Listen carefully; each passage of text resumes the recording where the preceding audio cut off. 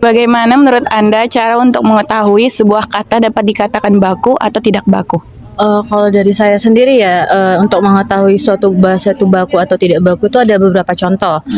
Biasanya itu penggunaan bahasa baku itu tidak bercampur-campur. Kan kalau untuk anak-anak sekarang kan banyak kan kalau ngomong bahasa bakunya itu kayak gabung-gabungin, menggunakan bahasa asing, menggunakan bahasa daerah.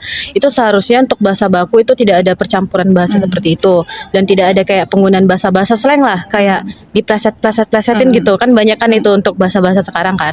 Terus juga itu untuk bahasa baku itu bahasanya itu tidak rancau. Itu kalau maksud dari tidak rancau itu kayak katanya itu tersusun, terus tidak kayak acak-acakan. Jadi itu kayak seharusnya bahasa baku itu yang semisal nih kan, kita kalau semisal nih aku bilang nih gini, aku lagi sesak napas gitu kan, seharusnya napas kan, tapi banyak orang yang masih salah menggunakan kayak saya sesak nafas begitu. Jadi kalau untuk dari tanggapan saya seperti itu.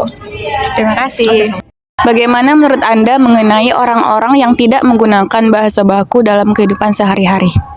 Ya, menurut saya itu biasa saja ya, karena penggunaan bahasa yang tidak baku itu dalam kehidupan sehari-hari sebenarnya cukup umum. Di satu sisi juga penggunaan bahasa yang tidak baku itu dapat membuat percakapan menjadi lebih santai dan akrab gitu. Sekian saja dari saya. Terima kasih.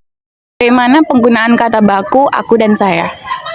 Jadi penggunaan kata aku dan saya itu tergantung situasi dan lawan bicaranya seperti apa.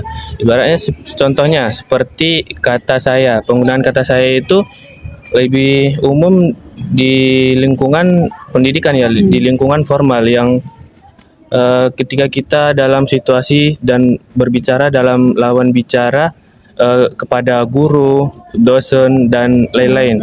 Nah, kata aku itu lebih condong ke lawan akrab, lawan bicara secara akrab, kayak teman sebaya, teman yang baru kenal, pokoknya di lingkungan yang informal, gitu. Baik, terima kasih. Apa sih penggunaan bahasa baku itu penting? Yang pertama itu mungkin untuk kejelasan dan kepahaman. Maksudnya bahasa baku itu lebih memudahkan kita untuk lebih jelas dan memahami suatu penggunaan bahasa baku. Dan yang kedua itu untuk menjaga formalitas, baik itu di dalam dunia pendidikan, pekerjaan dan pemerintahan.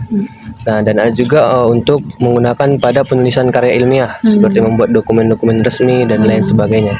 Secara keseluruhan bahasa baku itu untuk menjaga komunikasi yang efektif dan lebih jelas pada penggunaan bahasanya. Mungkin itu saja.